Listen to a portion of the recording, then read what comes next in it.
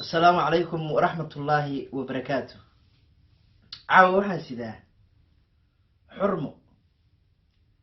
xurmo markaan iraahdo waxbaan xurmaynayaa ama aan sharfayaa ama aan cizeynayaa ama aan karaamaynayaa.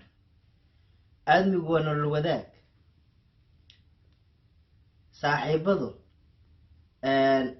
waqtiyada hadda ay wada qaataan ayay darajada iyo mudnaanta ay isku dhaafaan. hablaha iga doorka kuwooda hoodada iyo nasiibka la mid ka mid ah ayaan rabaa caawa inaan kelmado yar aan ku maamuuso. ma aha wax imika ah ama cusub, horey u jirtay. ha yeeshee haddana inay diiwaanka gasho oo aan u duubo ayaan jeclaystay. mar baan xidigiyaa sidaan ahay xeeldheere,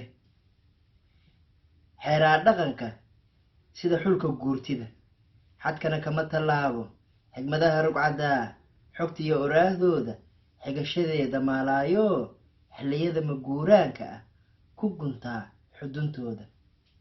tilmaamaha xusuusta leh ammaantiiyo xalladooda, maamuusaa xuruufaha tab iyo xeeshay daabacaa, erayada xilosaamadka ah ruux meershaa xafido, xubnaha nugul iyo qalbiyada xurmada leh hawraar lagu xareeyo.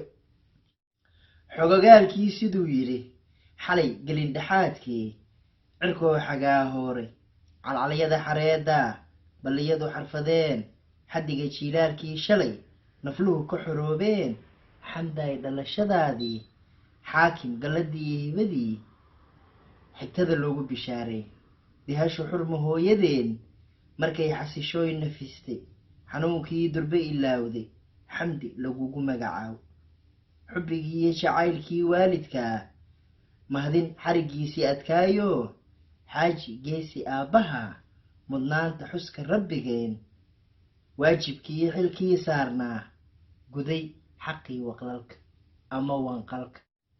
qurux iyo xayaadeey, xariir iyo gobaadeey, mar xele iyo hooyooy xanjeerkii ubadkaay, xushmad hanashadeedaay, gundhigii xaawaley iyo xero magangelyaay, dooqii xulashadaay nasab lagu xamdiyaay, xumaan waad ka hufan tahay, xalaal loo dhaxaa tahay, xaaraanta ka dhowrsataa tahay, xiqdiba aqoon baa tahay, xanta diidda baa tahay, xaas mudan nolosha oo farxad lagula xashaashi iyo hiddaha iyo xeerka qoyska qof u bisil xafiiskaa iyo xamdaay waxaa tahay ma dhaafaan.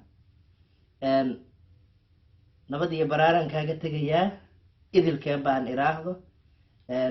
kelmadaha yar waxaa hantay oo aan ku maamuusayay walaashay xamdi maxamed. waan idin salaamaya.